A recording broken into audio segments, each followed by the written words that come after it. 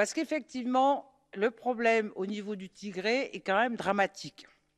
Et j'espère que ce débat au Parlement européen apportera une perspective équilibrée, allant au-delà de la désinformation, parce qu'il y a beaucoup de désinformation au sujet de ce conflit, et d'une critique simpliste envers le gouvernement actuel et prenant en compte une perspective historique plus large de l'Éthiopie, notamment de la part du Front populaire de libération du Tigré.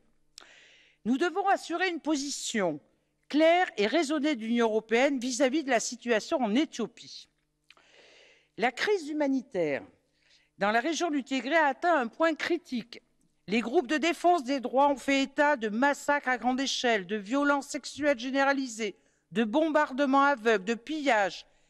Et qu'est-ce qu'on sait exactement? Qui le fait? Les Nations Unies, en plus, nous alertent sur une famine touchant au moins 350 000 personnes. Alors, monsieur le commissaire, moi je me dis que dans ce conflit, j'appelle l'Union européenne à mettre en place une investigation internationale approfondie sur les causes profondes du problème en Éthiopie. Parce qu'il faut savoir exactement qui fait quoi.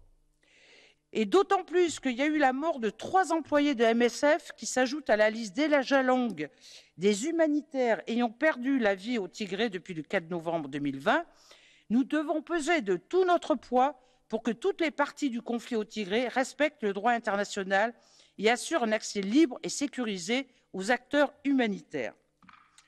Et donc, nous devons aider, alors d'un point de vue humanitaire, le peuple d'Éthiopie, et notamment au Tigré, car la situation est dramatique. Donc, de la clarté, une meilleure compréhension de qui fait quoi, et une aide humanitaire au niveau du peuple qui souffre.